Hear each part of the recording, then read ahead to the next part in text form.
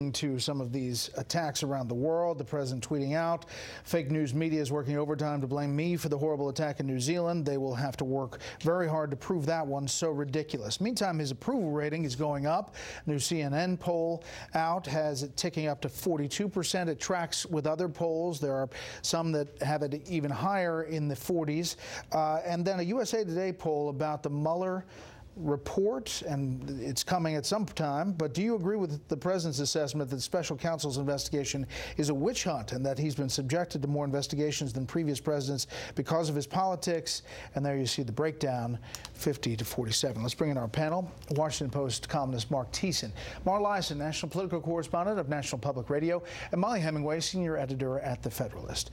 Okay, Mark, it was a Twitter storm over the weekend. There's a lot to choose from, but mainly there was this focus on New Zealand and all of the stuff after it. Sure, and he's right to be outraged. I mean, look, the left could not, Democrats and President Obama could, there were multiple Islamic radical terrorist attacks, and they couldn't bring themselves to call out Islamic radicalism by name, but they would, all of a sudden, a white supremacist carries out a terrorist attack, and all of a sudden Donald Trump is responsible. It's absurd. He's not responsible for what happened in New Zealand. However, the reason he's vulnerable to that criticism is because he has not ever definitively rejected the alt-right in this country.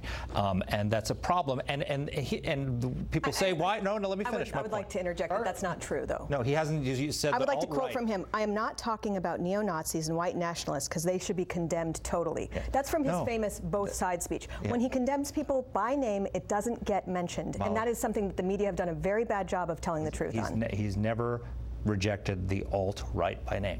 And Richard Spencer, the leader of the alt-right, said he's never rejected the alt-right by name and he never will. And he still hasn't. And I've urged him to do it. But listen, the reason it's important for him to do this is because, not because he has any responsibility to them, because he's not an alt-right, he's not part of the alt-right, he's not a white supremacist, he's not a white nationalist, but they are claiming him. And so just as it was outrageous that Nancy Pelosi couldn't pass a resolution condemning Ilhan Omar for making these anti-Semitic remarks, President Trump needs to do the same. He needs to clean up his house and his party. We all are responsible for policing our own movements. And Donald Trump has not effectively done that when it comes to the alt-right. I'm sorry. Go ahead. It's very frustrating to see that you have his actual words, and you can read the words, and people say, that didn't happen. He didn't actually condemn these people. I didn't say that didn't happen. Well, you're saying that he's not saying these things that he actually said. No, I didn't say that. The idea that you would take a New Zealand situation and even have this conversation as a result of it. The homicidal maniac in New Zealand specifically said he was mentioning certain names, picking certain targets, using certain weapons precisely to get the media to have these kinds of conversations of blaming certain people for what he did. And it seems that many people just sort of said, okay, we'll do exactly what you said there. We will pick up on these things that you put in your manifesto. Did you hear me blame him for New Zealand? No, or did you hear me explicitly say he wasn't responsible for New Zealand? The fact that this is the nature of the conversation we're having right now, when there is this attack, we should be talking about the people who were murdered and the victims and what they have gone for the same reason that conservatives and Donald Trump and others rightly pressured Democrats and Barack Obama to call Islamic terrorism by its name. Exactly. For the same reason he should be calling this by its name and rejecting it and denouncing it as well. You don't agree with that, Molly? I think when it happens, it's like people don't hear what he is actually saying. But there's also the argument to be said that you need to not fall into traps that other people set. When this person said that he did this precisely to cause people to have fights about guns or fights about race, and for people to then do those fights, I think is not. I'm not saying he said that Trump was a symbol of white identity. Yeah, I mean, he has many people saying it on his behalf, but as far as him giving a speech is what I asked the Homeland Security Secretary about. She said today, we can't ignore the serious danger posed by domestic terrorists. We've seen such evil attacks in Charlottesville, Pittsburgh, and Charleston. We will not permit such hate in our homeland, she said in a speech today, speaking on behalf of the president. I want to turn to the race. Take a listen to Joe Biden. I have the most progressive record of anybody running for the United States, if anybody who would run. I didn't mean.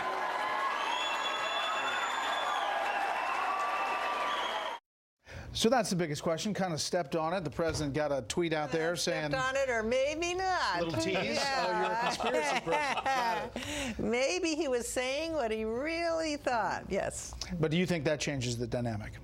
Do I think Joe Biden is going to get in? Is that what you're asking me? And changes the dynamic in the Democratic race as it is now. I think it will, at least in the short term, until we know whether Joe Biden can raise money, perform on the campaign trail, deal with Donald Trump on a day-to-day basis. We don't know the answers to those questions, but yes, he's the last big shoe to drop in the Democratic field. I mean, and beyond that, if more people get in, I don't think it changes much. And the Beto O'Rourke $6.1 million for all the coverage of his lack of substance. 24 hours, $6.1 million. Pretty good. Yeah. Apparently, Democrats like losers. I don't mean it pejoratively. I mean it literally. He's a loser. He lost his Senate race, and apparently Stacey Abrams is going to try and get in the race too. So we'll see. She's talking about that. The Washington Post had it that she's considering whether to do that or run for Senate, run for governor. But she's actually testing the waters. So I mean, we'll put up the possibles and the possible contenders. I mean, it's a growing field, Molly, that they're going to have to get oxygen somewhere. I mean, there's just a lot of them. $6 million is a lot of oxygen. Yeah. And I think that $6 million really is impressive. It also really speaks to what he was doing the last couple of years, in addition to losing a Senate race, which is building up a really great list of names. And that's what Biden doesn't have. He has, but Biden also has some advantages that way too. Of course. Whether that translates into actually winning any of these important primaries or succeeding in the long term is another question. But he's definitely well liked. Beto O'Rourke is definitely well liked by liberal elites who care a lot about aesthetics. And one of those is Barack Obama, who he met with. But Barack Obama is not going to get into the endorsing game. But it'd be interesting to see. We're hearing that David Plouffe may be going the Beto O'Rourke way. Well, the Obama bros like Beto.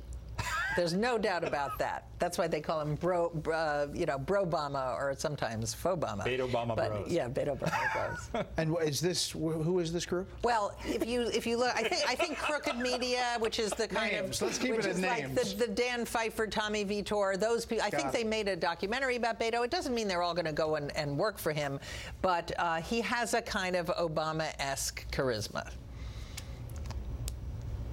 You have nothing. You just... I don't get the appeal, but I definitely understand that a lot of people really do find him dreamy and appealing. I don't see it, but that's a real thing that's out there. There's a fascinating dynamic going on for the soul of the left between Beto, the young, very gesticular, and Bernie, who came in and raised $6 million on his first day, almost the same thing as Beto did, is leading in the polls in a lot of the key swing states. So this is Bernie's party and Bernie's movement, and Beto's trying to take it away from him.